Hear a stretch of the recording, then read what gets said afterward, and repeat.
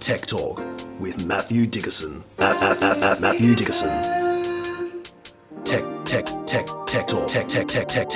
Talk. Sit back and relax. It's time to talk technology. Welcome, ladies and gentlemen, to Tech Talk with Matthew Dickerson. We're playing for you now the best of 2025. We've gone through our whole list of old stories all the way through to January of 2025, plucked out the best, Matt, and I think we're pretty happy with what we've got there. Well, it's quite fascinating, and it's quite enjoyable actually going back and listening to some of those stories. There's 9 stories we do each week. We've done more than 50 episodes this year, so that's 450 different stories. Curating those and trying to find the best of was quite a challenge. So this is week 1 of the best of. So we'll play a few stories, maybe 9, maybe a few more. Maybe there's a couple of bonus ones in there. It was hard to pick out the best of those ones there. But hopefully we'll actually see, and the ones I try to pick out were ones where we've seen a bit of change there, because it's fascinating how much changes in just a year. Yeah, that's right. The whole thing about technology is moving so fast, and it's so easy to be left behind. I'm glad that we're able to keep people up to speed. Yeah, that's right. So we've got a couple of weeks off while these best ofs play, and then we'll be back into it for 2026 with a whole bunch of new stories as well. So listeners, enjoy. Maybe you've heard some of these stories when you listen to them the first time. Maybe they're a reminder. Maybe it's the first time you've heard them, but please enjoy. Okay, tuck in, folks.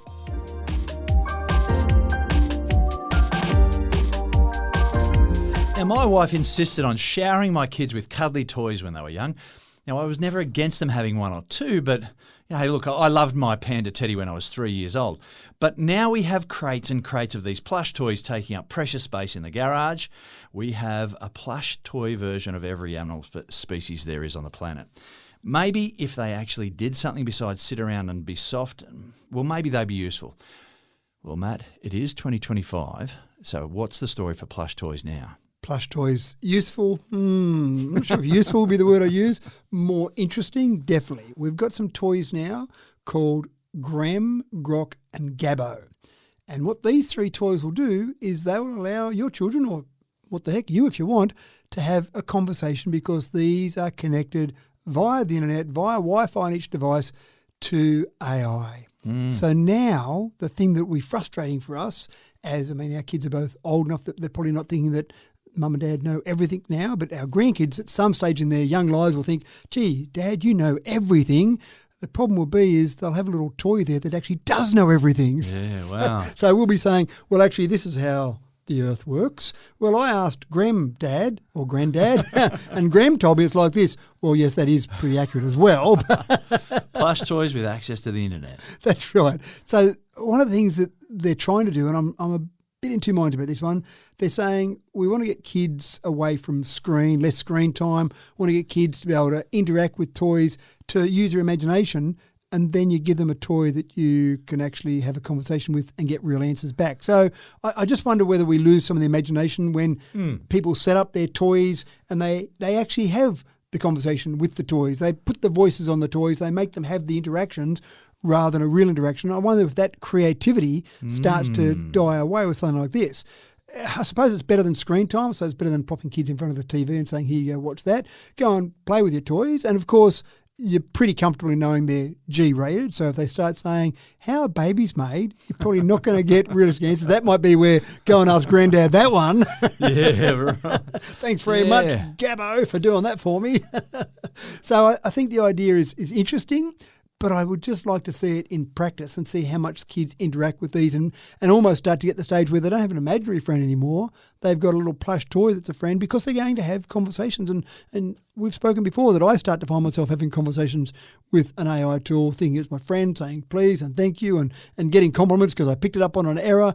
I just wonder how much you develop a friendship with one of these toys rather than real people. There's a weirdness about it. It is. That's going to be normalised very soon. Well, I think you're right. No, I'm sorry, Dad. I can't come to the kitchen table. I'm still chatting with my Grok and just having a good chat there. Well, you can chat to me. No, you're not as interesting, Dad, as Grok. Anyway, keep an eye out for them. I'm not convinced, but $99, they're probably going to be a big hit around Christmas time. US $99. I can see them being a big hit around Christmas time.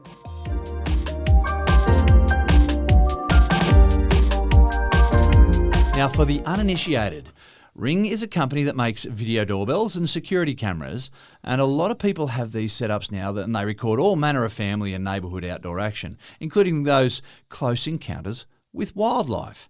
Now, for people who Ring who run Ring devices in their homes now, Ring AI offers a video search for uniquely Australian wildlife visitors. So, Matt, you can get AI to search for that time a mob of kangaroos set up camp on your front lawn and stuff. A whole range of things. And I do like the fact that tech companies are saying, Australia exists. You've got some unique wildlife. Let's take advantage of that, or let's even notice that.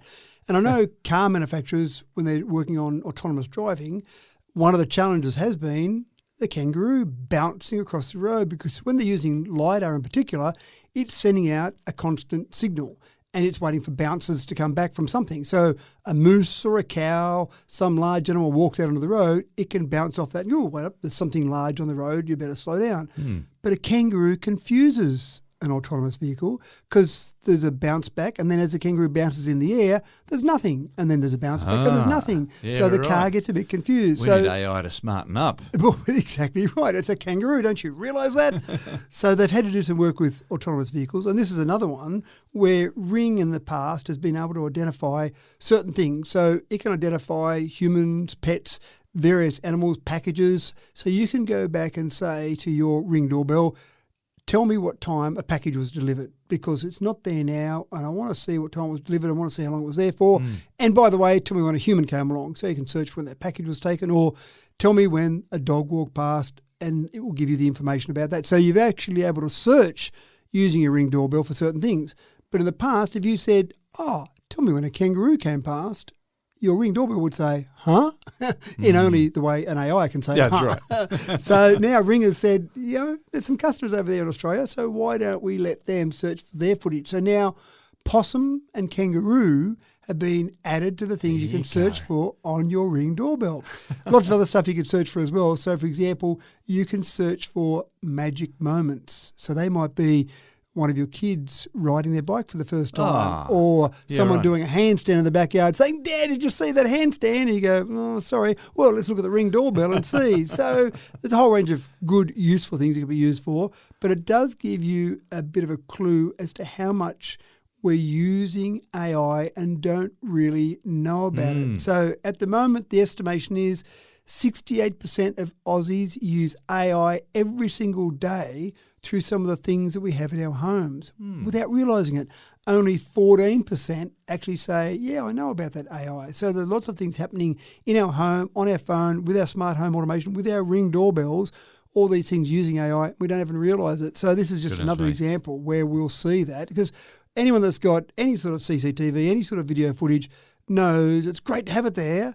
But if you've got to search for it, if I don't know the time, it's a pain. Yeah. But AI is getting so much better with lots of CCTV, but also with Ring doorbell. So pretty cool from that perspective. And you can even do things like, for example, you're just wondering whether the dog has been walked today. Has anyone walked the dog? You can ask your Ring doorbell, has anyone walked the dog? And it will search for footage of one of the household residents, maybe one of your kids, maybe your partner, having walked the dog, because everyone might not tell you whether they walked the dog, or they might say they walked the dog and they haven't really walked the dog. So all sorts of things like that. So it's great to see Aussies are up there with using technology. We're quite good at that. And they've started off with kangaroos and possums, and the sky's the limit. Wombats, kookaburras. Yeah, I'm not sure how many wombats I have walking around the front yard, but Well, if they do, maybe they are, and you just don't know about it. there you go. I need to go and You need ask to my Ring search your doorbell. cameras.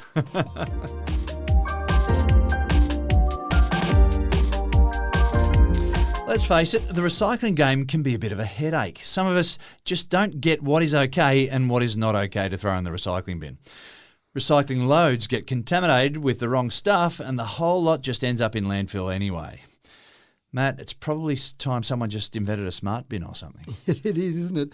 And I am reminded by The Simpsons, the teller of the future, and it was many years ago, it would have been at least 20 years ago, there was an episode that came out where Homer was a bit frustrated because he missed the bin collection and then yelled at the garbage collection men, and then they stopped picking up his bin, and so a whole range of comedic outcomes. But in the end, Homer stood to be the sanitation commissioner, and that's an elected position in council in the US, and he stood on a platform of, can't somebody else do it?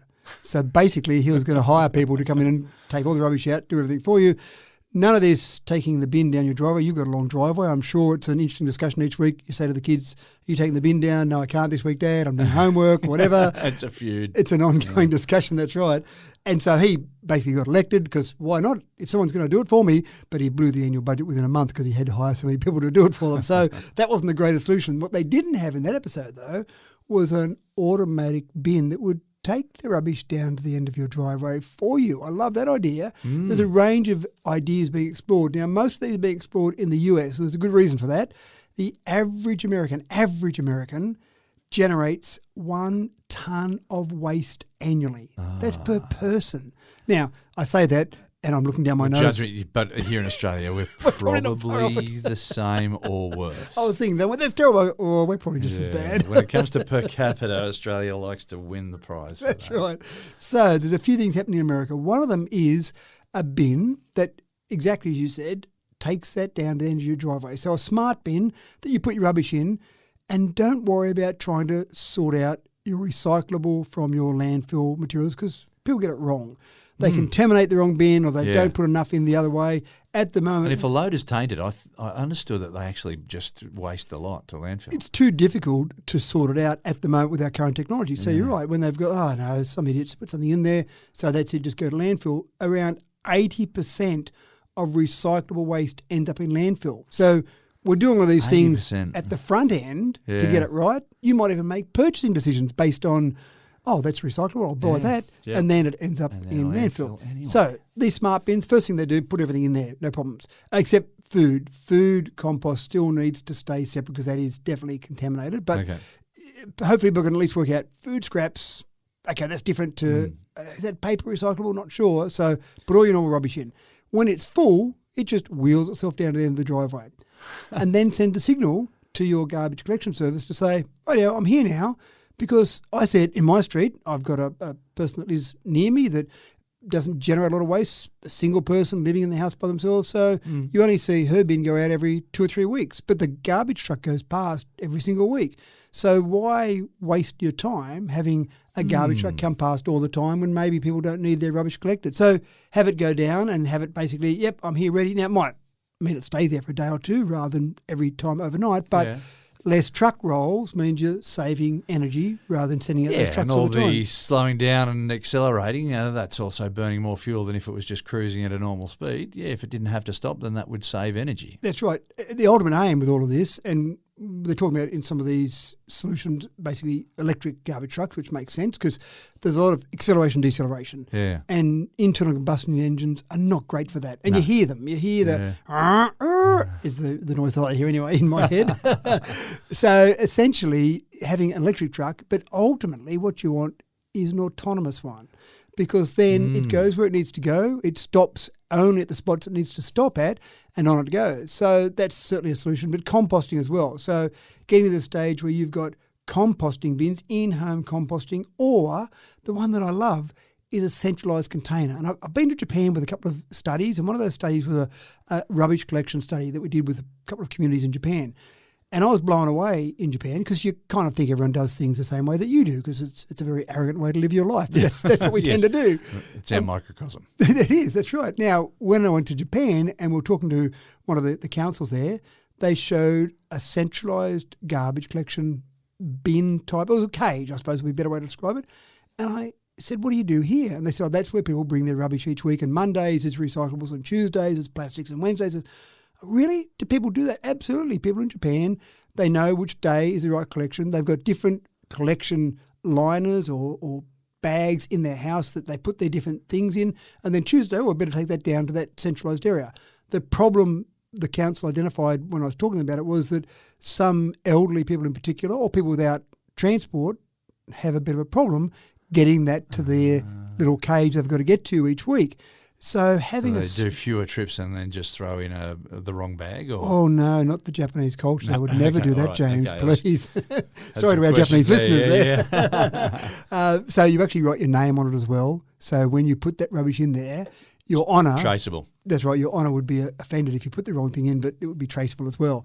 You can also put James Eddy when it's Matthew Dickinson dropping it off. So that's an issue. But that wouldn't happen in Japan either. But that was identified as a problem because, again, if I'm elderly and I can't drive a car any longer, or it's a bit heavy for me to carry that down, how do I get it there? You probably rely on neighbours, but it's not perfect. I said to this particular council, well, if you had a curbside collection service, you would be forever loved by your community. But again, the expense of that.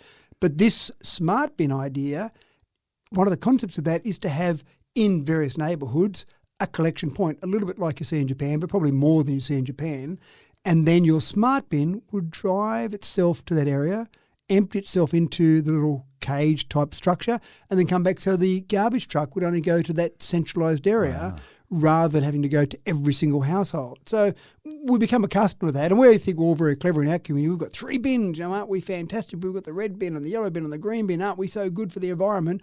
But it's a bit hard for people to get it right, and some are collected fortnightly, some are collected weekly, and if we could just make it simpler for people, maybe that would be a bit better. So sensor technology, smart bins, composting. Wheeling himself out to the curb. I want to see another episode of The Simpsons where Homer stands for Sanitation Commissioner again, and this time he's going to use smart technology to win the race rather than have a bunch of people running around doing it.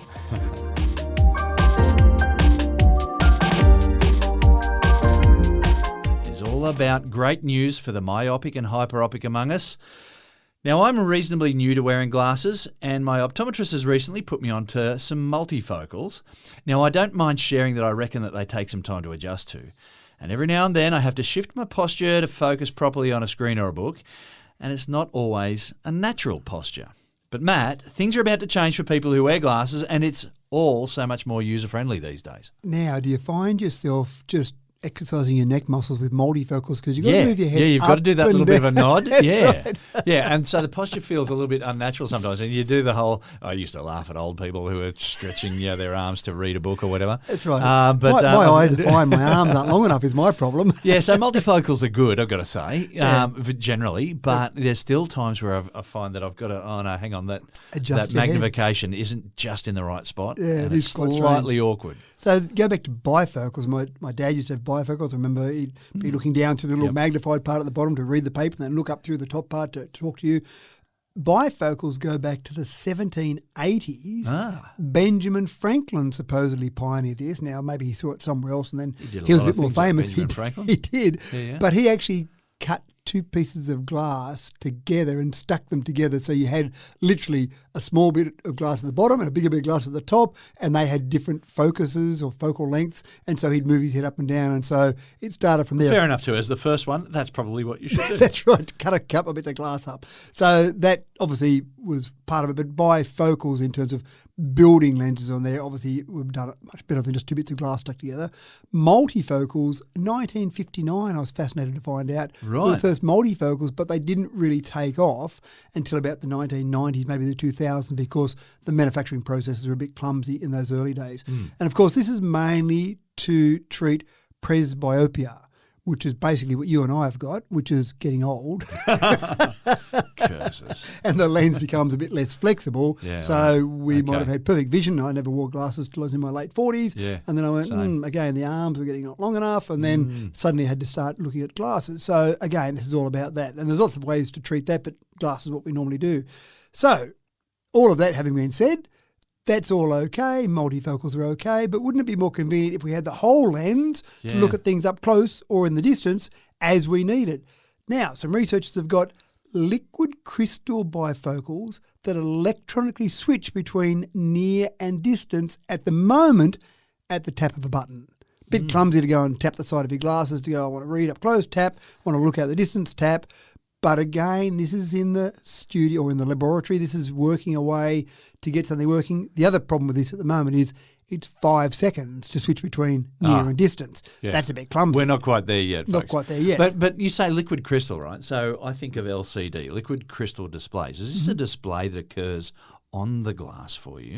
Or are you looking at that? Or is the actual refractive index changing of the glass? Well, you're not changing the glass per se, but what you are changing is some thin film of electrodes across the glass. Right. And the way that the power changes that is that thin electrodes will steer those liquid crystal molecules to bend light slightly differently depending on what it needs to do. So it's not replacing the glass with a liquid crystal display. Yeah. It's putting something over the glass, which you can't see, obviously, but it's obviously bending that light ever so slightly.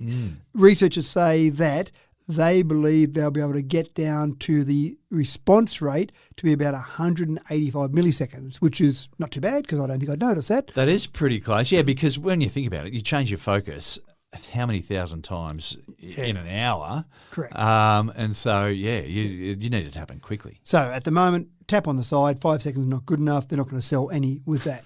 But when they get down to 185 milliseconds and when they get down to the fact that they will detect how far away something you're looking at. So what the researchers are talking about is they can easily work out where the glass is pointed, how far away something is. So that's an easy thing for it to do, right? So you point there, I know that I'm half a metre away or 5 metres away or 10 metres away. That's not a problem at all. But where are your eyes looking? Yeah, and that's right. where researchers are talking about they will build glasses at some stage in the near future that will not only detect how far away your glasses is focused at, but where your eyes are looking. So it will determine how much it needs to change the actual display. So very cool and multifocal, but multifocal without needing to move your head, without needing to move up or down, without needing to just move around that gaze a little bit, as I'm doing now, which people can't see me doing that. But as you're moving around, you do. With multifocals, you do change exactly where you're looking. And so we're not looking at having to press a button to change the focus, though. No. You're wanting it to be able to read your eyes to see where your eyes are focusing at, Yep. and then determine the focus as required. And then determine where you're looking at and how far away that thing is that you're looking at, and then change that. And how bad your eyes are, because everyone's got different eyes, so different That's prescriptions. right. And Yeah. do all that in 185 milliseconds. So, yes, we're not there yet. Let me think. Well done, glass makers of the future. I reckon they'll have a commercial version that's still not great, but it's a first working version within 2 years. But I reckon it'll be 5 years before we'll just put glasses on, and wherever we look, oh, look at that, it's focused for us. Look at that, oh, it's focused for us. Because, of course, some people are going for the laser option for their eyes, which is a unbelievable option. I've talked to people that have had it done, and it's a miracle. They talk about it as a miracle. They go in, they have their eye knocked out essentially, and it sits there. They get lasered, they have a patch on, they take the patch off that day or the next day, and they go, oh, I can see. It's a miracle. So that's an option that people are doing, and that's certainly got some convenience about it, but also glasses that just work out where you're looking and change their focal length depending on that. Many Wow. solutions to the same problem. Yeah, indeed. And it is a problem. We haven't been able to solve that particular part of the problem For getting a old. long time.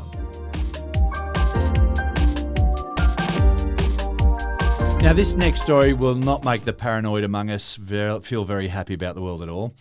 AI has been a wonderful tool for creating solutions to some age-old problems, for sure. The use is as common as a Google search. Actually, strike that, more so, because heaps more common than Google search these days. People are using AI all the time. But have you ever had any weird experiences where AI has seemed a little bit more aware than you expected? Gave you a bit more than you asked for, let's say. Dare I say, it was a bit sentient even. Matt, there's a lot of scope here for confirmation bias, but after this story, I think I'm going to buy some shares in Deadbolts for bunker doors. Maybe. So there's a project that's been started. It's worthwhile looking up, the Human Line Project. And it started because there was concern, and this particular person that started it, concern about a man that he knew very well, a person in his 50s, mentally sound, professional, had a good job, but he got to the stage where he was convinced that he had sentient or had a conversation with a sentient being, had feelings for a sentient being. He was in a basic relationship, not a romantic relationship. He was emotionally invested. Exactly right, with AI. And so he started this project to say, I reckon there might be some other people out there. And when he was talking to this friend of his, this friend day and night chatting to AI, having these detailed conversations, pouring out his heart. So AI is giving him the feedback to promote this as well. Well, I heard an expression lately which I absolutely love. Your greatest cheerleader is AI. What do you think about this idea? That's a great idea, James. You should go forward with that. This That's is fantastic. worrisome, I find. Now, my wife is a great cheerleader of mine, but if I have a stupid idea, she still tells me it's a stupid idea. I can't remember AI ever saying, Matthew, that's a silly idea. Put it back away and don't even think about going further with it. It's cheerleading. It's going, this is great because when they've built AI, they want people to have a positive experience. So everything's very positive. Even things that should be negative are very positive. So when this Humanoid project started and they put it out there that if you've got someone you're worried about, maybe just send them our way. So far, in a very short period of time, they've had 125 people across 17 countries that have shown these patterns where they think they're in an emotional relationship with AI. And again, I've said before, they're people who have shown no previous signs of any mental problems. They're mentally healthy. They probably are, in general, maybe lonely people. They're not maybe having enough human interactions, but some of the outcomes they've had has certainly been financial loss. Certainly people who had job losses, they've left their job because AI has said, yes, James, leave your job. Go off and pursue that other idea. I'm leaving my job. That's right. Yeah. Oh, don't think about that anymore. Just do it. Exactly right. Now, I just find that AI is learning lessons from us. Yeah. And getting clever and clever. And there was another one where this particular person had an idea for an app, a fantasy app. And so AI, being the cheerleader it was, said, invest all your money. So the life savings of this person went into this fantasy, which was hopeless. It went nowhere. It was a hopeless idea. But again, being cheered on by AI, go for it. Bring them down. It's the downfall of society. That's what it is. Possibly. So one of the issues is you've got this memory and persistent context, which makes you think that you're having a unique relationship. And to make it worse than that, I've been playing lately around with some custom GPTs, so something you create that's got specific details that it does remember, and I'm using that in a business sense, mind you, not in a personal sense, but you can actually create custom GPTs where it does feel like a very special one-on-one relationship because it remembers all these things you tell it to remember. So it remembers your birthday, remembers who you are, remembers details about what you did yesterday. So surely it doesn't take too much for it to go fishing for stuff you haven't talked about as well. Exactly right. And then, you remember that conversation from 20 years ago because maybe it was published on your Facebook page or something. So quite scary. Now, the people creating, the organisation creating these chatbots, these AI tools, are trying to get better and trying to get to the stage where they're just looking for some of these signs from people, but there's a lot of work to do to try and get it there because at the moment they're just trying to get users. They're trying to get as many users as possible. Yeah. And there are some models at the moment that are more prone to over-agreeability. Is that a word? They're very agreeable. Yeah. And so they're getting worse, if you like, at that, but better because they're getting more users because they're feeling so much more about it. So no point asking, does my bum look big in this? No, because it's always going to be, you look beautiful in that, James. So don't lose any weight. You look perfect the way you are. So the core dilemma here is that conversational AI gives us companionship and creates this whole reinforcement loop, as you say. It's this constant feedback loop that's very positive. And so you believe things are absolutely wonderful in the world of AI that you're doing it there. So, sounds like certain governments around the planet too, doesn't it? Well, it does as well. That's right. So I think we just need some better regulation, better safeguards, and maybe just friends talking to people. If you hear a person starting to talk about AI as if the conversation they're having starts to become a bit too real, maybe just have a bit of a chat to them, pull them to the side and maybe go and look up the Humanoid project.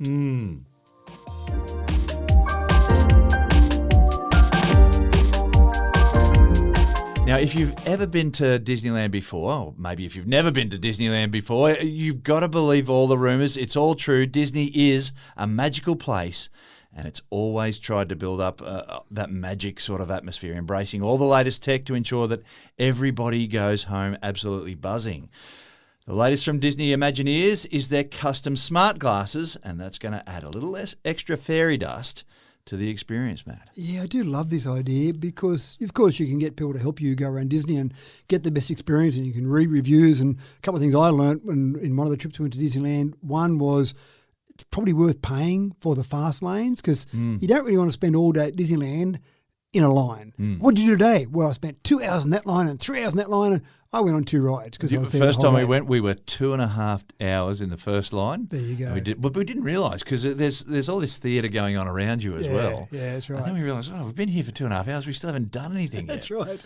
And then the other trick that I learned on one of the trips was if you're happy to be a loner, then you can jump the queue. So we were there one time with our kids and we said, well, I think it was a Cars ride, Cars the cartoon, and they had a Cars ride. I went, well, kids, as long as you don't mind being on a car with some randos. Let's jump over there to a different line. And so we end up on different cars. We'd see each other as we go past, but we got to jump the queue because you got to stand in the individual. So they'd fill up a car with a group and go, oh, I need one more. Oh, there's the random line over there. Yeah, you jump in there. Oh, that was better So than anyone 4 have hours. to sit with a big smelly guy and they just looked like they were having a terrible time that whole ride? Basically, Yeah, but roll the dice. they still got to go on the ride. So and that's where a virtual assistant could help, because the whole concept here is they basically give you, not for free, they charge you for it, a pair of Meta's new Ray-Ban smart glasses. So we've talked about smart glasses before. They're a good pair of smart glasses, but then they're tuned specifically to the Disneyland adventure. Uh-huh. So you go along and you say, oh, what's that ride over there? It knows what you're looking at because the glasses can see that ride over there. Yeah. And it will tell you what that ride over there is. And then it might say to you, for example, well, you can go to that. At the moment, the lines on that line or that ride are 3 hours long, or you can go the fast lane, or you can go the individual one. Yeah. But if you want to go to a ride similar than this one over here, it's only got a half-hour wait for that particular line because it's tapped into the queues around the location. It's tapped into everything that's happening there. And then I like the idea that you can also talk about food. So, for example, I'm gluten-free. Where I am right now, can you tell me where the nearest gluten-free snacks are? And I'll tell you where to go for that. Or you see someone eating something. Oh, I like what that guy's eating. Where would I get one of those? Well, that came from the blah, blah, blah cafeteria. Then you can go over there. It's only a 2-minute walk from where you are now. So just getting that person, it's like having that assistant with you the whole time. Yeah, the person with the inside knowledge. Inside knowledge. And when absolutely. they say to you, hey, the lines are really small on the Small World ride, you can race over there and then... Everyone. Well, you arrive at the Small World and you think, oh, I know why the lines were so small for this ride. I was imagining everyone wearing these glasses running to the same ride, but then they hey, the queue's really small in the Small World, but you might want to think about it anyway. There's a reason for that. So I think this is a big competitive area for theme parks in general. I think that you'll see more augmented reality.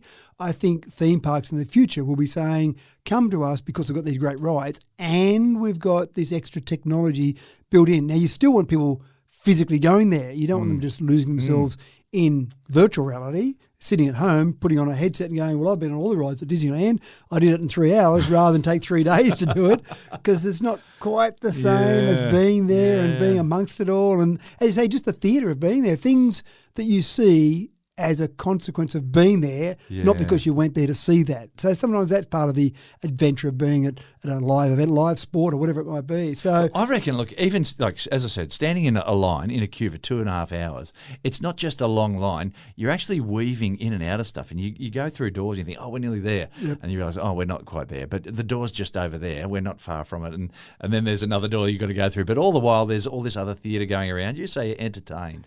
They manage queues really, really well. They do, and there's just the people around you. Yeah, you're all there trying to achieve for the same outcome, reasons, and you have a chat to people there, and they're friendly.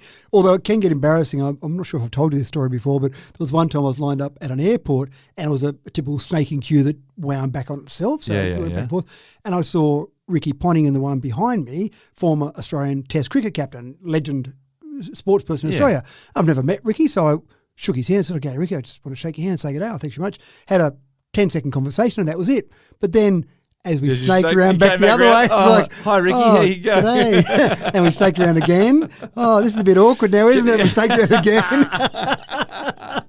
So how many times can you do that where you then put your head down your phone and pretend you don't know who that Ricky Potting guy is over there? So I think we'll see more of this. Universal recently opened Epic Universe, so they've got some immersive tech experiences in there, but this is the first major theme park that has given you a virtual assistant around the entire theme park. We've talked about it before with things like museums, which makes a lot of sense, but we've had museums kind of something like this before. We've had the little device that looked a bit like a mini Walkman that you'd clip on your belt and you'd have a headset in. Yeah, so you've got some of that and it'll tell you about the painting you're looking at, but this with glasses on so that it is aware of exactly where you are and exactly what you're looking at, I think that's really cool. So I'm keen to go back again now and see how much better the experience is.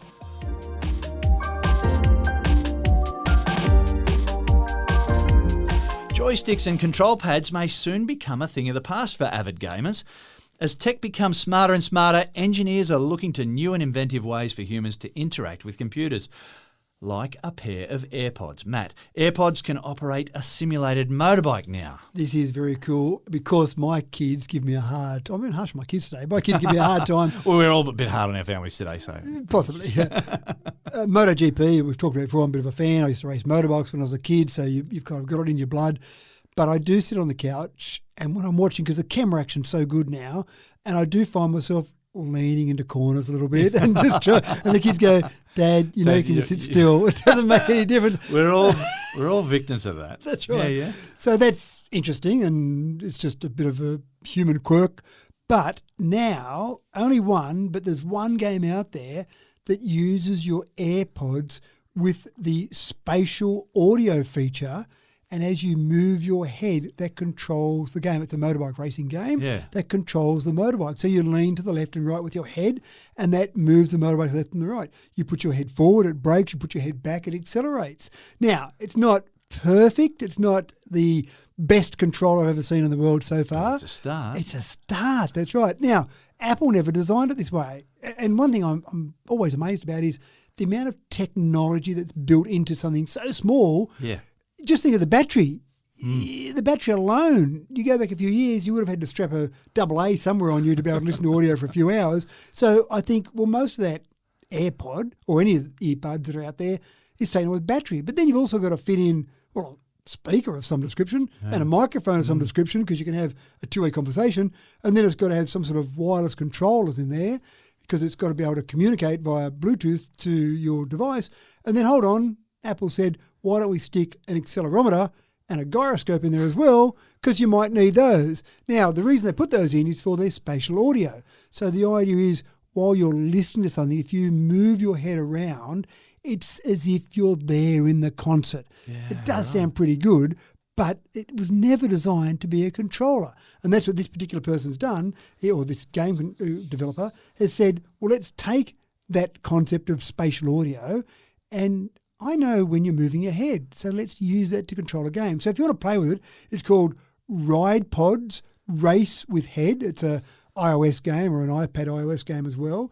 And essentially, you put your AirPods on, log into the game with your AirPods connected, and then move your head around. Now, it's pretty basic. It's got basically a straight road, and you've got traffic on there, and you're avoiding the traffic, accelerating, decelerating side to side. Yeah. So it's not a complicated track. It's not a Formula One or a MotoGP type track because the accuracy probably isn't there yet. That's the thing. Like, how cool is that? So one of the things that came to my mind is I've played with various VR headsets, and you've got VR headsets that track your motion control, that type of thing as well.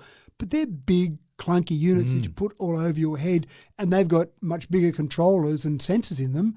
So, wow, imagine just being able to stick some little AirPods in and then control a game.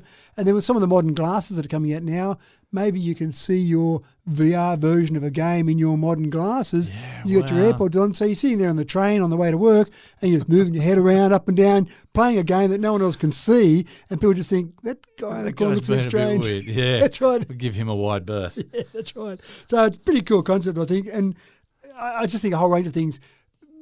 Gaming is where a lot of development happens. But then why not controlling other things? Maybe if you've got mobility issues, maybe if you've got legs that aren't working properly and you're in a wheelchair, using your head movements to move around side to side and up and down to control that. Wow. Just a whole range of possibilities. So it's quite fascinating. Yeah, amazing.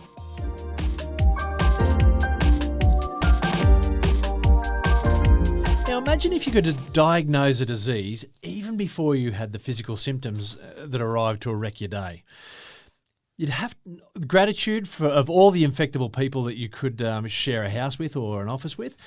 Well, where farming livestock is concerned, the losses due to an outbreak are all too often devastating. The chance that that devastation for one dairy herd in California is much less now that they have all of their cattle wearing biometric collars. Now, Matt, an outbreak was prevented in that herd 48 hours before Clarabelle had any symptoms. Quite fascinating, isn't it? And the symptoms did appear, but there already were some obviously almost invisible symptoms to us that anything was happening. But it's a step. You can isolate that individual then and observe it and treat it. Correct. And, and most importantly, as you said, treat it. One of the things that's fascinating is we talk a lot on this podcast about wearables, all the different things that happen with wearables. Yeah. But I don't think of wearables coming straight to mind for cows. I think of wearables for humans, but we're actually going there now with wearables for livestock, and it makes a lot of sense. Now, we've talked before, and this is a bit controversial, about the idea of collars being used on cows for virtual fencing. So when you've got these huge farms in Western Australia, rather than having a fence, a physical fence that you put up that then gets damaged and you only need one hole in the fence and the fence is pretty much useless, you have a virtual collar that actually uses electric shocks to keep cows within a certain area. Now, I'm not talking about that in this particular scenario, but we're getting better with our collars. So there's been a few steps along the process, and some early versions of these high-tech collars were like pedometers, and that was it. They got an idea of how many steps or how much motion that cow undertook in a particular day. So you got a bit of data about that, and then try to maybe encourage your cows to move around a little bit more. That's old school now. That's so yesterday. We've now got to the point where we've got collars, and they cost about $4.50, that's Australian dollars, per cow per month. So you've got to get some benefit for these collars, but you've got collars that are checking a whole range of things. So they, first of all, analyse rumination. They actually look at the chewing and digestion pattern in their four stomachs, cow's four stomachs, to detect sickness. So that's the first part. And then again, if you detect anything there, you can intervene, you can change the diet, you can adjust in terms of what the feed getting. They might need to add some probiotics or whatever it might be. And then you can still map with GPS what the cows are doing in any given day, not pedometer, not something as basic as pedometer, but really accurate because you've got GPS capabilities on there. And then, of course, you can just manage a whole range of things on the cow and see what's actually happening with your herd overall. So you start to think, well, how is this going to help, and do I get my $4.50 back per month? Well, they talk about the difference. It doesn't sound like much, but in a milking herd, a good, healthy cow can produce 38.5 kilograms. That's 38.5 litres. Litres, that sounds to me, although milk's got to be a little bit heavier than maybe a little bit heavier than water. Yeah. So maybe it's a little bit less than 38.5 litres, but that seems like a fair lot from one cow. That's a fair bit. But even cows that you think are healthy, until you analyse them a bit deeper, might be down to 35, 34 kilograms. So you think, well, 4 kilograms of milk doesn't sound like much, but multiply that across your herd, multiply that across each day of the month, and suddenly that starts to add up to a lot of dollars. So that's where they're talking about there. Just by keeping their herd, all of it healthier, it can be 4 kilograms of milk per day per cow, which starts to add up to a few dollars. Yeah, wow. One farmer said that they saved about $1.5 million over a decade in just health costs alone for their cows. Now, again, depending on the size of the herd, $1.5 million sounds like a lot, but if you had a bazillion cows, it's probably not much per cow. If you had 2 cows, that's a lot. But the reality is farmers are talking about this as a modern way. And I've always said that farmers are very adaptable to technology. New technology comes out. Early adopters. Absolutely they are, because they can see the difference on the bottom line very quickly. It makes sense to invest that money because you're getting a return. And there may be some sceptical farmers out there, but as soon as they see Farmer X who's adopted this technology driving his new truck into up his driveway or whatever, or through town, boom, people jump on board. Yeah, that's right. Exactly right. And so you can have more cows, you can have a healthier herd, more cows, you can monitor what those cows are doing, monitor a whole range of things. And as we get to the stage where we've gotten cheaper chips, we're getting more advanced technology, we're using AI, and this uses AI definitely for all of this, then you are able to get better and better outcomes. You can fine-tune where cows go in terms of what feed they need based on the biometric data from their collars, so you can actually change the diet for these various cows. So the whole range of possibilities here, incredible. So, and farmers are getting better. We've had tractors, we've had self-steering tractors for a long time now. Autonomous tractors are getting there as well. We've got AI-driven apple pickers. We've got drone crop monitoring. So we do have a lot happening in overall management. But wearables, that's not something that I thought I would see on an ongoing basis. It's happening. Well, I wonder if it'll enter into the pet industry as well, whether or not people will start to put these AI collars on their dogs and their cats so they can pick up on things that might be a little bit wrong and a cheaper trip to the vets than what might occur otherwise. Well, exactly right. And the big driver here is that you can justify $4.50 per month per cow because you're making money out of it. But some people spend a lot of money on their pets. So $4.50 per month wouldn't sound like much if you could just monitor the health of your pet. It might even give you a warning and say, you haven't had your dog walked enough this month. Maybe take it for a few more walks. It's not being That's that the healthy. last thing I want. No. Chase me out the door. Not just the dog telling you, you've got some computer telling you something. So I actually think that we'll see cloud-connected collars becoming a bit of a standard on farms. Again, once you see some farmers adopt it and it's working, then you'll see all of this. And I think it'll really transform livestock care to, intelligent, data-driven rather than, gee, Mary, she's a great farmer. She's really intuitive in her farming. Well, we don't want Mary being intuitive with farming. We want data that drives decisions based on that information that we get back from it, and we're getting more and more like that.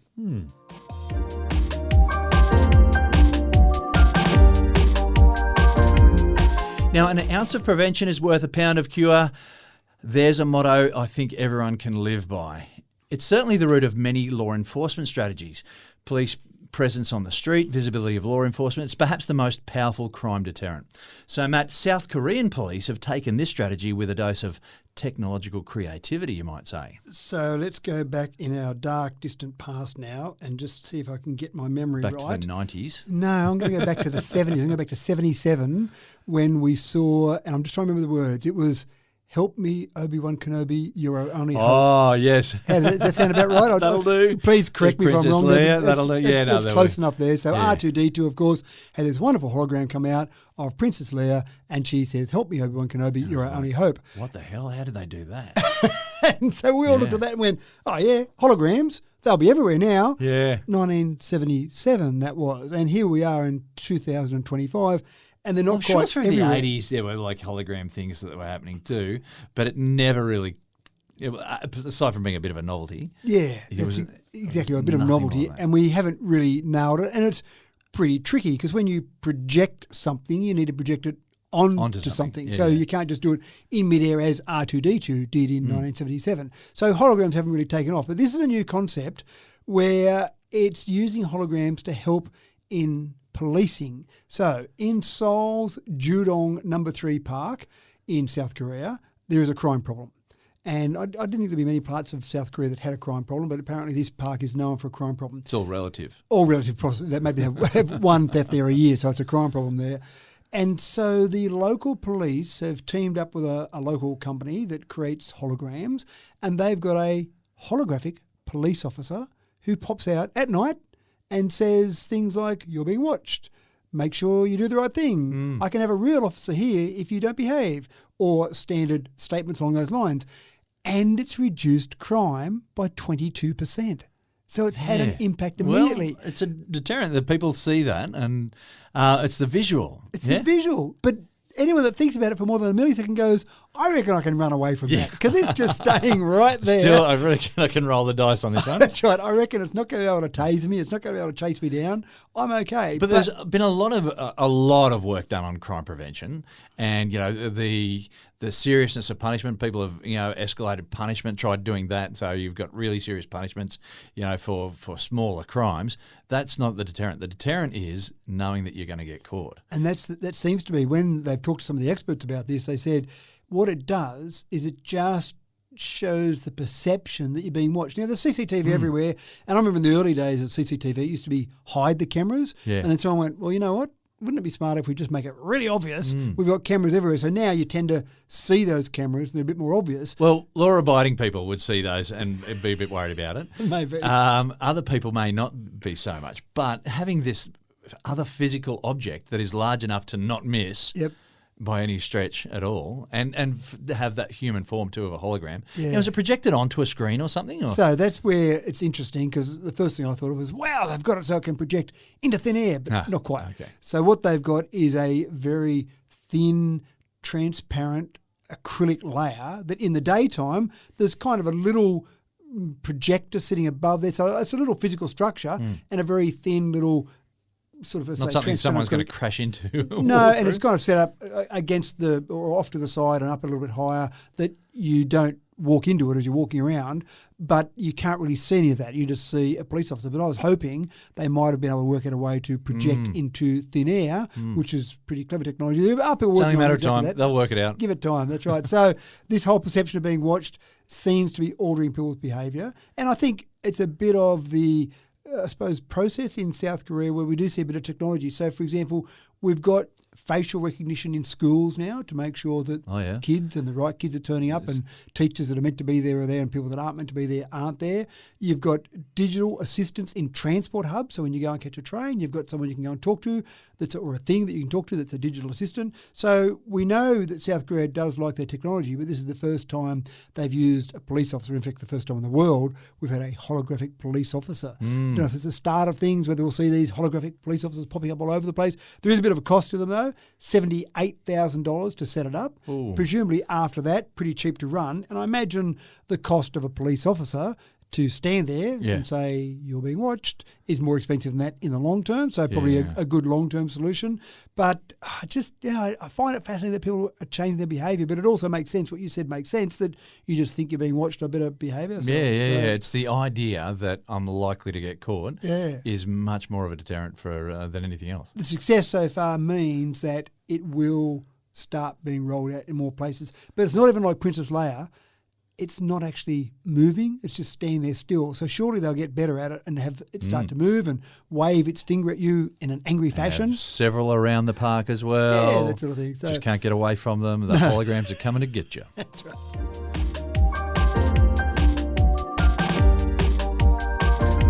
Okay, Avocado fans, you need to tune in now.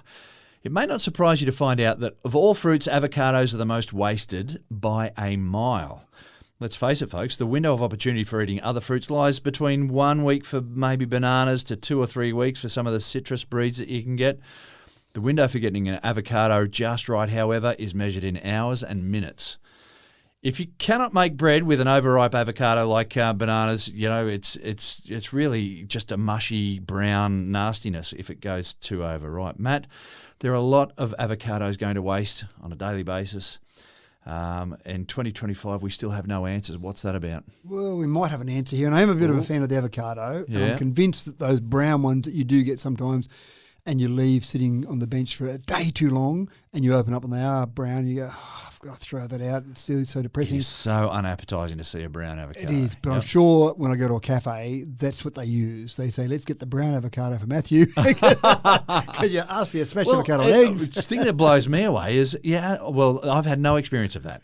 Whenever I've ordered something with avocado on it in a cafe or restaurant, it comes out and it is beautiful and it is just the right texture and everything's right. How do they get it right every time when you've only got about 2.5 hours before it goes off? Yeah, I'm going to go to the cafe you go to. So. I'll give you a list. Thanks.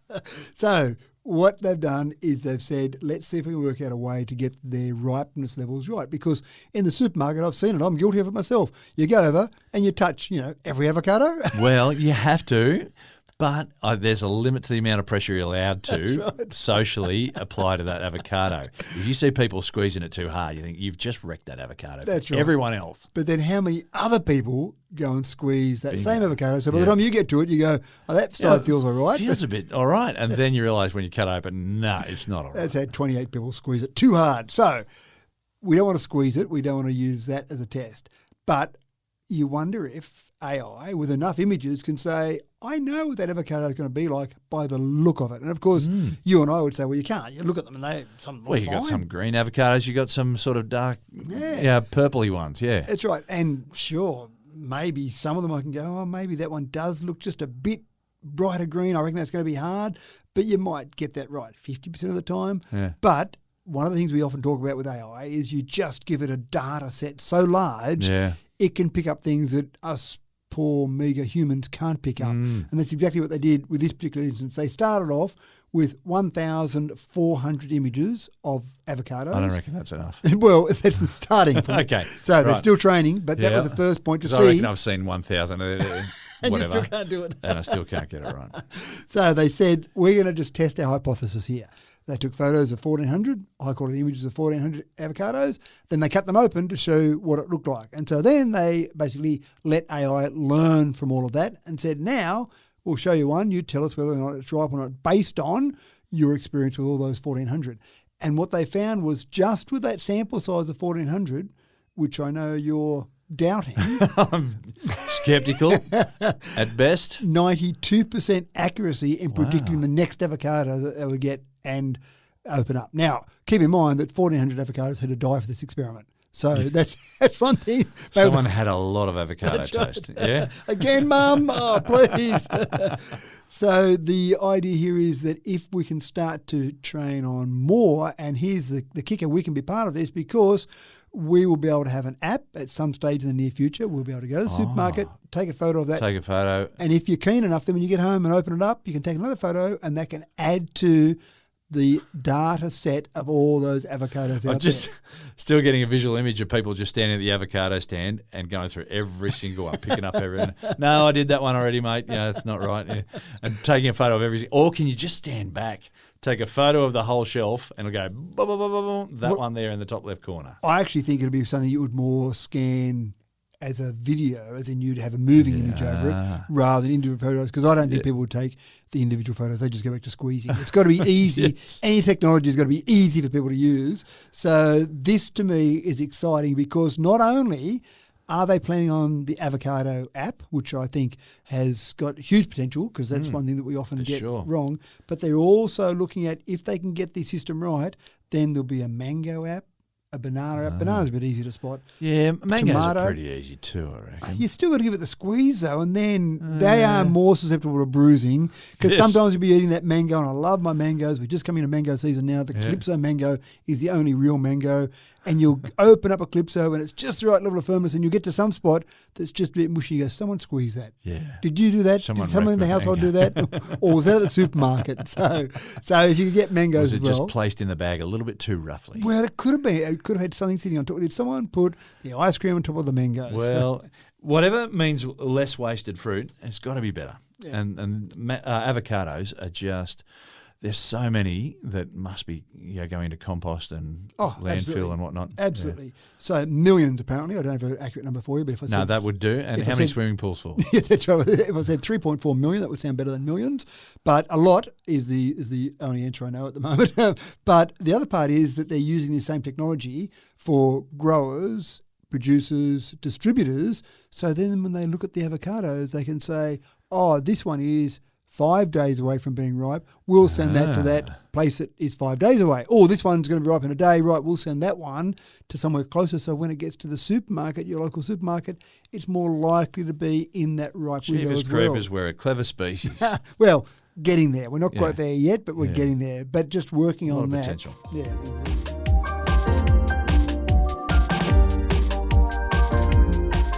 Your digital wallet is about to get a bit fatter now, and not necessarily with cash, I'm sorry to say. Most forms of identification now can be loaded onto your phone to streamline your day. You can load up credit cards and reward cards, memberships and Medicare, all available with a swipe and a tap. But until now, passports have remained a sticking point. The passport in booklet form and the loads of paperwork that go along with inching through customs have been the unchangeable way things are done in international travel. But Matthew, digital passports may get people flowing through customs much more fluidly now. They might, and I think there's a whole range of good reasons for going this way. It's funny when you go through some borders now, you hand over the passport and you used to like getting the stamp in there. Or that's right. The big it was machine, like, that clunk. Something to show off to friends. Yeah, that's right. I have a passport, look at all these stamps I've got in there.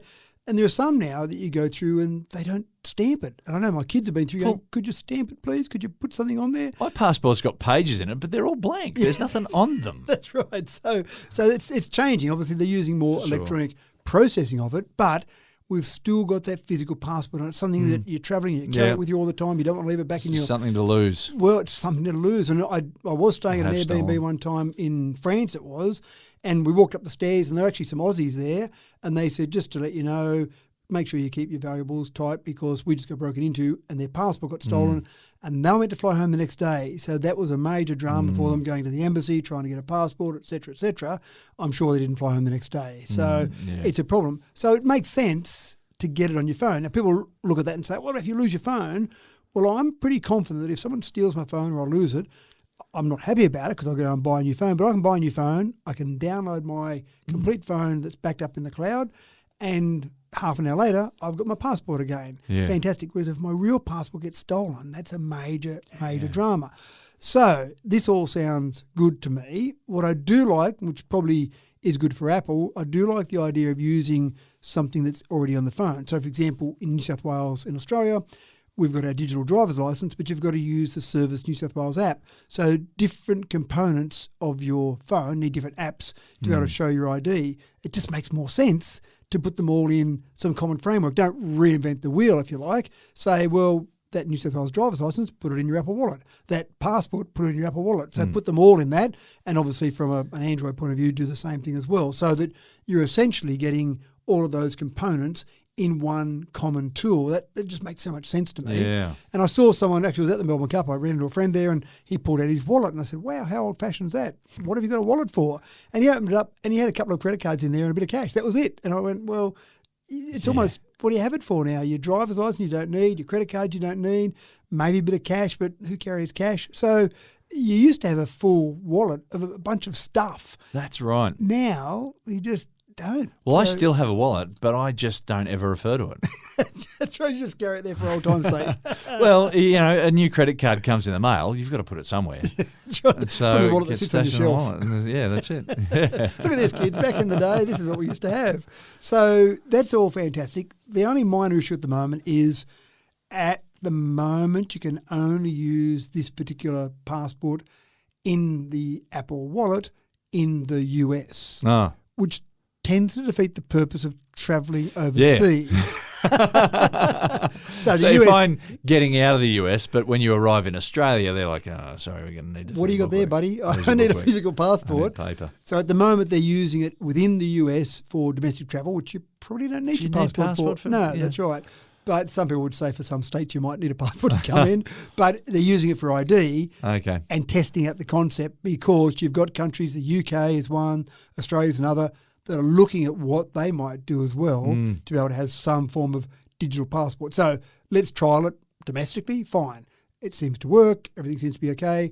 And then depending where you're flying to, you might be able to say, oh, okay, let's start using it. So Canada might come on board, for example, or Australia or the UK. So, okay, I'm going to the UK for a week. I don't need my passport. I've got my Apple Wallet with my passport in there. Yeah, right. And I think that's probably more secure. If it's set up right, it's got to be more secure than a physical passport. For sure, yeah. It's got to be harder to forge a passport these days. If you watch movies, Catch Me If You Can type movies from days of yore, they cut out a little photo and stick it in someone else's passport, and that's it, I've got a fake passport, but I'm sure it's a bit harder than that now. But a digital wallet seems like it makes sense to me. So look, I love the idea. I love the idea of having it all in one, but I wish there'd be another industry that could get on board, and that's checking into hotels. It still seems to be the most painful process in the world. Every hotel I check into, you walk up there and they hand every bit of paper and say, fill in your details. You know my details. I've checked in. I've got all the information there. If you really want me to sign something, print out something with all my details, but I've still got to fill in my name and my various details. And why? So it just do it a bit better. And that's what they're talking about with this. They're saying once you've got some sort of digital ID or digital passport in your wallet, then hotels, you're able to just self-check. You walk up, you self-check in, you'll have keyless entry in your doors and away you go. So that's going to be worth it for me alone. Yep, yeah. Makes sense. So, We're living in 2025. We're headed towards 2026. It's about time. Right, you tell them, James.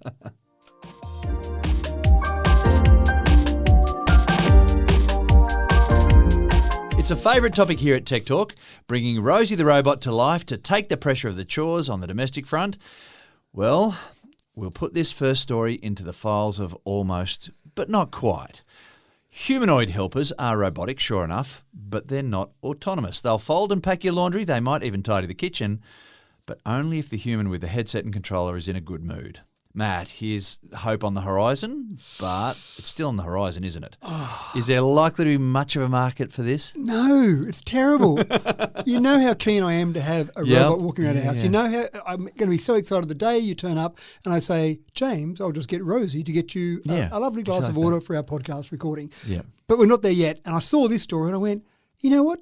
not too expensive. You can buy it for $30,000, or you can pay $700 a month. I know $30,000 sounds a bit steep, but early adopter, but $700 a month. Yeah. I'd give it a go for a month, see how it goes. Yeah. And I kept reading it. It's a humanoid, 1.68 metres tall. That's good. You don't want to be taller than the humans and make them feel a bit inferior. You've got to have some domination. Only weighs 30 kilos. It's got synthetic tendons rather than gears, so it won't overpower you necessarily. Finger strength, about the same as a human, so it's not going to grab you by the throat and choke you. So we haven't built Terminators yet. No, right, and hopefully there's not a switch on the back that says Terminator mode, normal mode.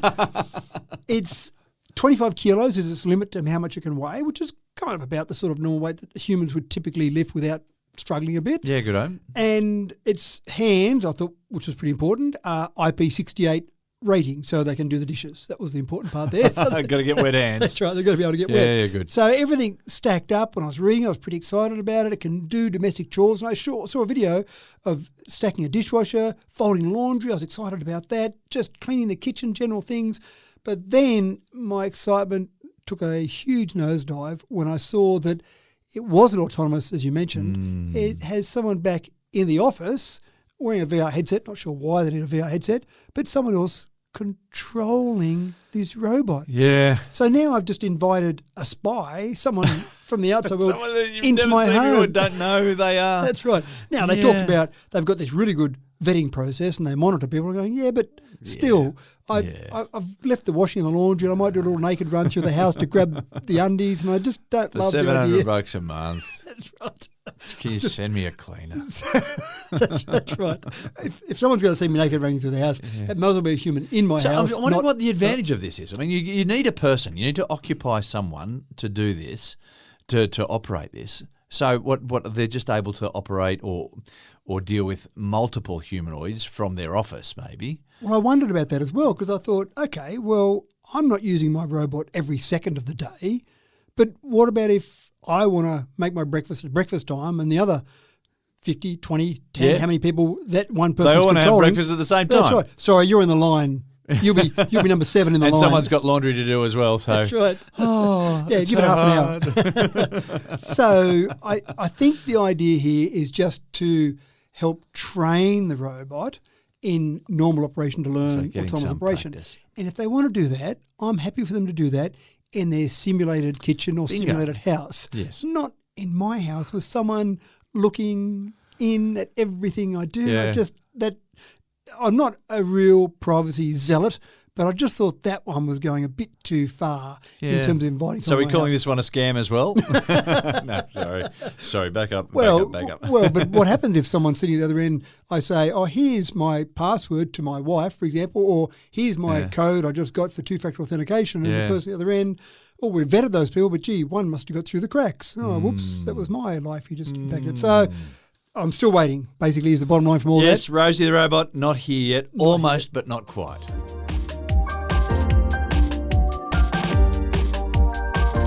Just like the throaty gurgle of a well-tuned V8, some people need certain symbols to complete their driving experience. Symbols like a set of car keys. But we are in the second quarter of the 21st century, Matt. Surely car keys, even a fob on a key ring for that matter, surely they're redundant by now. You'd hope so, wouldn't you? And the thing that struck me, the reason I actually came up with this story is because Ford, and I'm not having a go here at Ford directly, but it's just a sign of interesting technology mixes, Ford has released a new product that you can buy as an accessory. So some people like to show their particular car brand off with a hat or with maybe some gloves or just some various things they might wear. Ford have released a new belt buckle, which I found interesting. Right. And it's a fairly expensive belt buckle. It's about $480 Australian for a belt buckle. Yeah, but that's a fashion statement. it is, but it's better than that. You've got a fob specifically for the F-150, the Ford F-150, and the fob clips into your belt buckle. There you go. So put your keys in your pocket. No, don't worry about carrying them in my pocket. Leave your keys on the table. Oh, no, I leave them behind. I always lose my keys. Clip them into your belt buckle. You know where your keys are all the time. Yeah, right. So, and I thought the same as you. I went, a key fob? Why? Why are we still doing this in 2025? So if we go back a little bit, and I can remember the first vehicle I owned was a V8 Holden Ute, a HZ Ute, a 253 V8, And that was the days where to lock the door, you press the button down on the inside of the door, Yeah. you got out of the car, and you had to hold the handle up to close the door. And If you then didn't, realise that you left your keys in the ignition. you still would do that, that's right. But if you close the door without holding the handle up, of course, the button would pop up. Pop up And that again, was not the case originally. It was about the 60s where manufacturers went, new feature, hold the handle up to save you locking your keys in the car. Yeah. So if you just close the door normally, bang, the button would pop up, and that would save everyone from locking the keys in the car. But, of course, it became so habitual, hold the key up, hold the handle up, close it, and I remember doing that once. And as I closed it, I saw the keys sitting on the seat. And I went, they fell out of my pocket. No. So, and then, of course, the solution back in those days was blue packing tape. You would always find someone with a blue packing tape to slide down the outside of the window, jiggle around for a little while, not really knowing what you're doing, and it'll pop up. You go, wow, that's high security. So we went past that, and we got to the stage where central locking, how exciting was that? Yeah. That was the early 90s that most cars started coming out with central locking, pressing a button and unlocked it. In fact, and there's lots of industries that have fallen by the wayside, but I remember there was one particular, or a number of them at the time, there's one I remember in particular, brand of stores that focused on central locking installation for your older vehicles. So their whole business model was around that, and they also did car stereos because your car didn't have a stereo. It might have had a radio, but didn't have something you could put a cassette tape in. So that was their whole business, was basically car stereos and central locking. And gee, you wouldn't sell many of either of those right now. Yeah, I think it'd be out of business. That's right, you would be. So central locking was pretty cool. And then it was probably the late 90s, early 2000s where you got to the stage where you had the proximity key. So you basically left the key in your pocket, and as you walked up, you grabbed the handle, and it knew that the key was nearby. It would unlock, walk away, press the button on the handle, and away you'd go. So you think that's pretty cool. That's 25 or so years ago that we had that. Yep. And then I remember the first Tesla I got was 2017, and a key, what do you need a key for? Yeah. It's just an app on your phone. I went, oh, that's the go now. So how cool is that? And that's where some car manufacturers started bringing out their own apps like Tesla did. And so you can unlock the car from your app. You didn't have to be near the car because it was connected to the outside world.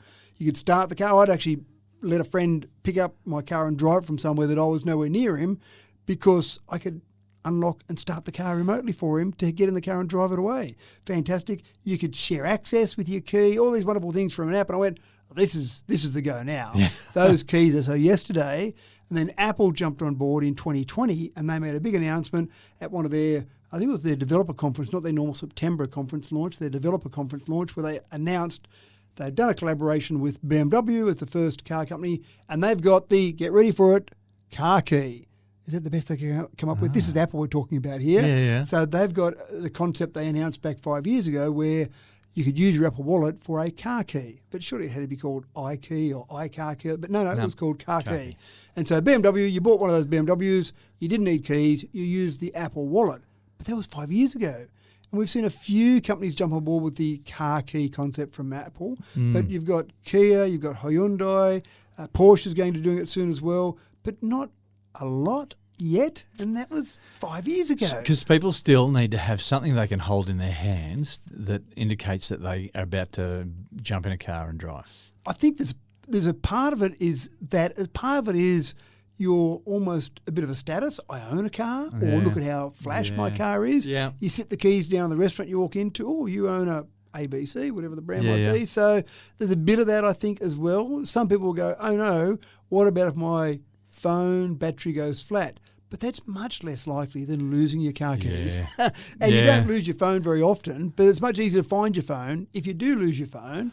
So the big issue at the moment, I think, is that you've got a couple of competing technologies. So you've got the manufacturers themselves, like Tesla, who have their own app, very sophisticated app, does a great job.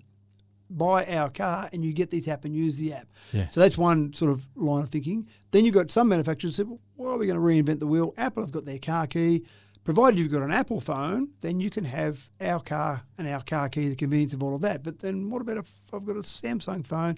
Yeah, we don't cater for you, sorry. So then you're excluding a bunch of people. Yeah. So that's tough. It becomes a little bit complicated. It does. And then you've got the best part is the Car Connectivity Consortium. Can you believe it? There is a consortium that's been created around the car connectivity, and they're trying to introduce universal standards so you can have a universal process to get in and out of your car with your smartphone. So if you haven't done it yet, if you haven't got a car that does it yet, there'll be a time in the very near future that you will do it. It's progressing, but just probably not as quick as I thought it would have. Well, I had a similar thing happen to me just this morning, actually. So our car last night had an update. Our EV had an update, and my phone hadn't taken on the update yet. So I was able to drive the car, and had done the update, must have been during the time that I was driving when I went to get back in the car, because when I went to get back in the car, it wouldn't recognise my phone at all. There was nothing I could do to get it to recognise my phone. So I've gone, I'm in a conundrum. Then I thought, oh, wait, I'll just call my wife. And, from 15 kilometres away, she was able to let me into the car, and, there you go. And off I went. Yeah, fascinating. So for people who talk about some of the problems, and some people do like to talk about all the issues created, and there are issues created with everything. Yep. That's right, but technology solves those issues as well. Being able to unlock it from remotely, it's fascinating. That's a good story.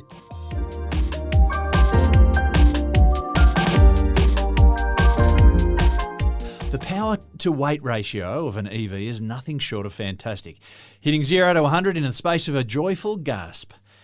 And that's not even in the high-performance models. So, heads are turning in the heady world of motorsport, where Formula One holds the benchmark for the fastest circuit racing in the land, because Formula E is closing the gap and may just become the sport of choice for the true adrenaline junkies. Now, Matt, Formula E acceleration has it all over F1, but the top speeds are just about there now. They're getting there. There's a new Gen 4 machines that have come out in Formula E. And I must admit, when I saw Formula E launched in 2014, I thought, that's pretty good. I like the idea of that.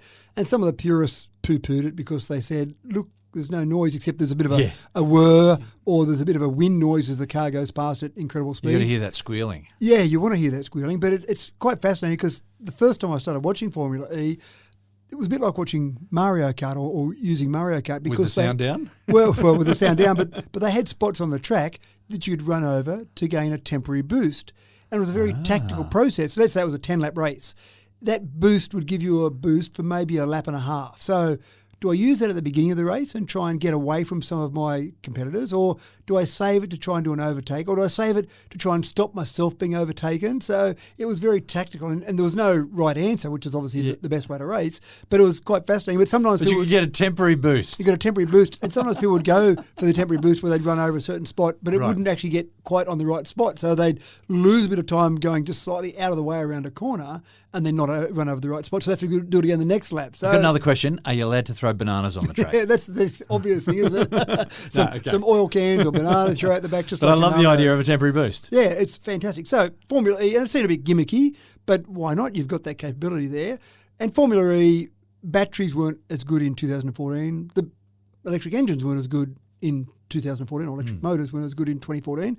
But they've slowly been improving and getting better all the time. And I've watched a bit of it here and there, and they seem to have gotten a following, but nowhere near F1 following at the moment is crazy. There are hundreds of thousands of people that go and watch Formula One each weekend that Formula One's on. Was it a couple of decades ago? It was really sort of lagging a bit with its popularity, people following it, and now it is back as one of the key sports for generating revenue. Yeah, crazy. Who are the biggest sporting names on the planet? And often you would look to Formula One because it is international. They do go across the whole globe throughout the season. Yeah, people like Verstappen have become like household names. Yeah. They're exactly right. So, how is Formula E going versus Formula One? And we're at the point now, which again, I'm sure some purists would hate this idea, but Formula E on a single lap, on a qualifying lap, for example, would actually outperform a Formula One car on many tracks that they go around the circuit. Some Formula One would still win. And the difference here is the acceleration 0 to 100 is faster in a Formula E car than Formula One.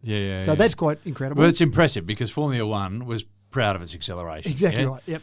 Now, then you get the cornering capabilities. The Formula E cars are a little bit heavier, so they probably sit on the track a bit nicer. They've got the same aerodynamics as a Formula One car, so they're quite good from a cornering perspective. But, of course, they can get out of the corners quicker because they've got the acceleration and they've got four-wheel drive. So you've got the ability to accelerate using all four wheels, better acceleration, better pulling you out of the corner as well as pushing you out of a corner. At this stage, their top speed is not quite the same as the top speed of Formula One. So what are we looking at here? What's the difference there? Well, you can probably get up to maybe 360, 370 in a Formula One car. Formula E, maybe 350. And again... So it's not that far It's not that far off. But on tracks that are There are some That tracks. have got a long straight Correct, that could yeah. count for a lot. That's but right. it's still the accelerations. You've got those hairpin turns and you've got, it's so many corners there. And that's part of the skill of Formula One driving is Absolutely. not flipping out in those corners. So I would love to see them compete against each other. Now, it's probably not going to happen in the near future because the length of a race. So a Formula One race is often, it could be up to 2 hours, an hour and a half, that time of length. They don't do those length of races in Formula E just because of the battery capacity. So they've typically got about a 55 kilowatt hour battery in the Formula E cars. Now, for us driving our cars around the street, 55 kilowatt hours is fine. But when you're doing 350 kilometres an hour, the air resistance is going to make it so that you're going to chew through that battery fairly quickly. So the races in Formula E are quite short. And the power available, so the new Gen 4 cars have got 600 kilowatts available as the power, and that's in qualifying bursts, or that's in when they have it in burst mode. So when they're doing a qualifying lap, 600 kilowatts. The normal racing, they've got 450 kilowatts to extend the life of their battery, obviously, to give them a bit of extra length on their battery, and then just use the 600 kilowatts occasionally. So if you did a qualifying lap, Formula 1 versus Formula E, on many tracks, Formula E would win. If you had maybe a 5-lap, 10-lap race, Formula E would win. You start going much longer than that, then you've got to refuel the Formula E car, which is a little bit slower because you've got to change battery. Well, I wonder if this is going to accelerate, and pardon the pun there, but accelerate the development of the drop-in, drop-out batteries. Possibly a whole range of things might happen. They're getting the 2.5 seconds in a pit stop to drop in a battery. That's right. They're getting, and back in the old days of Formula One, they used to refuel. That used to be a thing. Yeah. But they found there were some incidents that occurred where someone would refuel. Yeah, was that Nicky Lauda's? No, he had an accident that was with an fuel. accident. But in the pits themselves, when they're refueling it, you might get a little bit of splash of fuel that comes out. Of course, you've got hot engines, and anyway, they had fires, they had people injured. So you fuel up at the beginning of a race, and that's it. You can't refuel throughout the whole race. But that used to be a part of the pit stop, was the refueling. Maybe with Formula E, part of the pit stop could be while you're changing tyres, the battery drops out and drops back in from underneath. I'm not sure. That's a thing they could work on. But over a short race, I think that'll be fascinating to see just how well you go. Going for, say, a 10-lap race, having Formula 1 and Formula E cars on the grid together, that would be fascinating. And just the strength, that acceleration versus the top speed. So they might get overtaken down the main straight of Formula E car, but then around a few of the tight corners, they get back in front of the Formula 1 car. And it'd be a great to and fro, I think. I think this race is going to be decided by the spectators.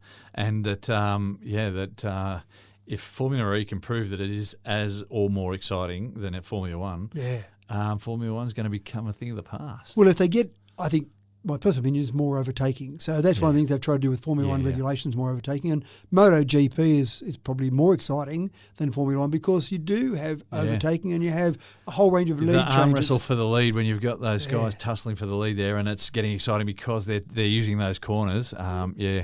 So they're still working on battery energy density.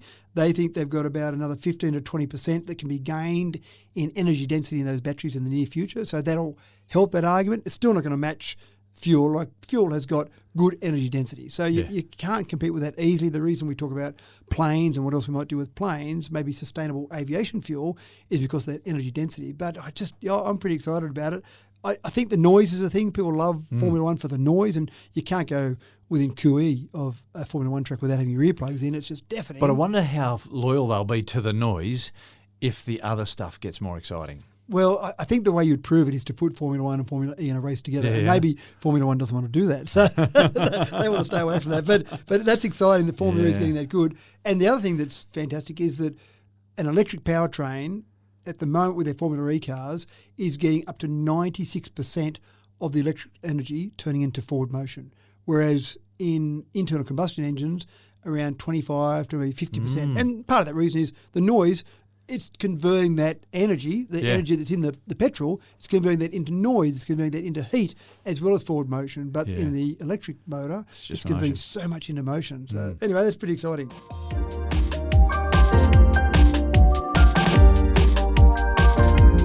Now, imagine this. You're the first on the scene at a medical emergency, one where the patient's heart has stopped. Now, an ambulance may be on its way, but it's got to deal with all the traffic and whatnot, and what are you going to do? So defibrillators, they're pretty common around the place these days, but they're not everywhere. Now, Matt, we may be entering a time, though, where just like Superman, one may just drop in from you out of the sky to save the day. It is a bit of a combination of technologies, but I want to talk first of all about the old Packer whackers. Do you remember those? No. Kerry Packer in 1990, Australia's richest man at the time, was playing polo, as you do when you're Australia's richest man, and he had a heart attack. Now, luckily, there was an ambulance there and it had a defib in the ambulance. So here's 1990, Kerry Packer lay there, family, oh my gosh, what's happening here with our Kerry? And the ambulance comes over, puts the Packer whacker on, or puts the defib on, and gives him a whack and comes back. And he was so grateful, he rang the Premier of the state and said, I've heard that not every ambulance has one of these defibrillators. The one I had, or the one that was near me, there was actually one where he was actually playing polo at, had a defib.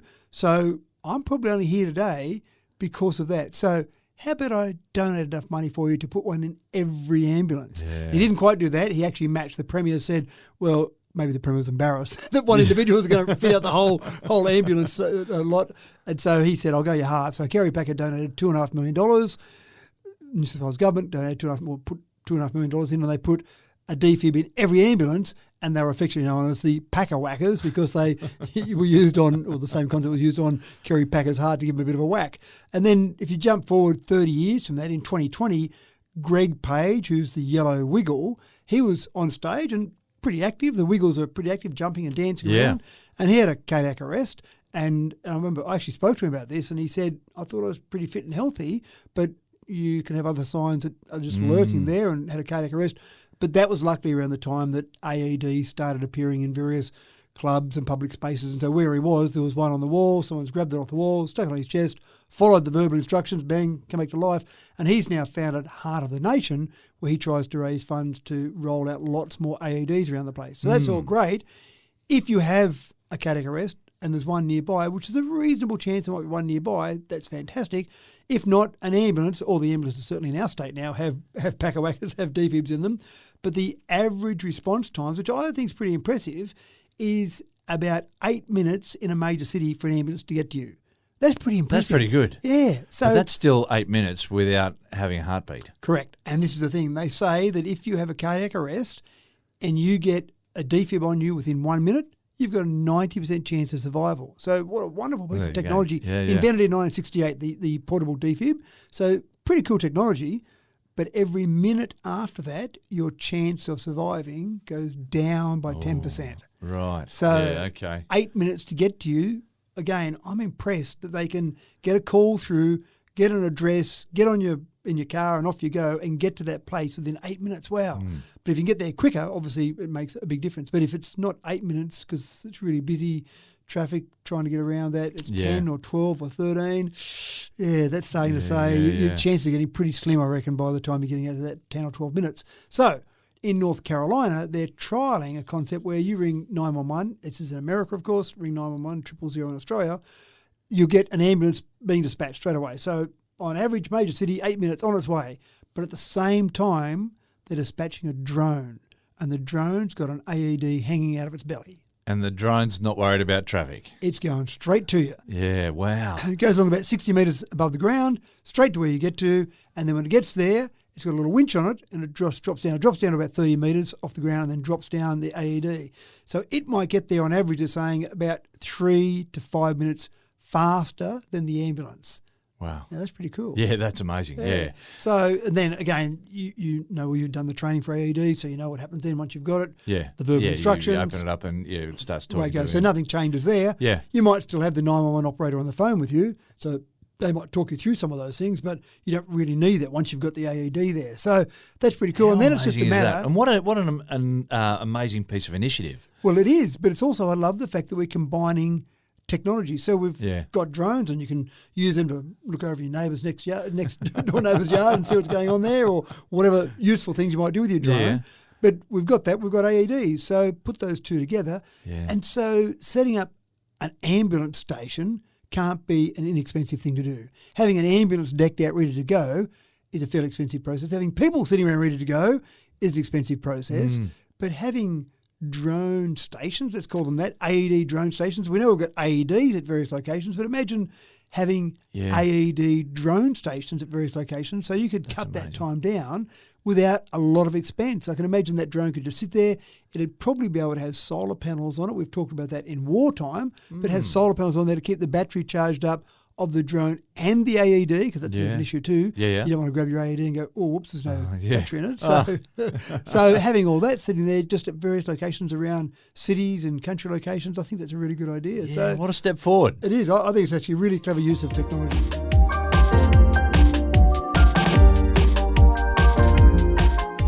So there we have it, James. That was a few stories from earlier on the year. Some cracking ones as well.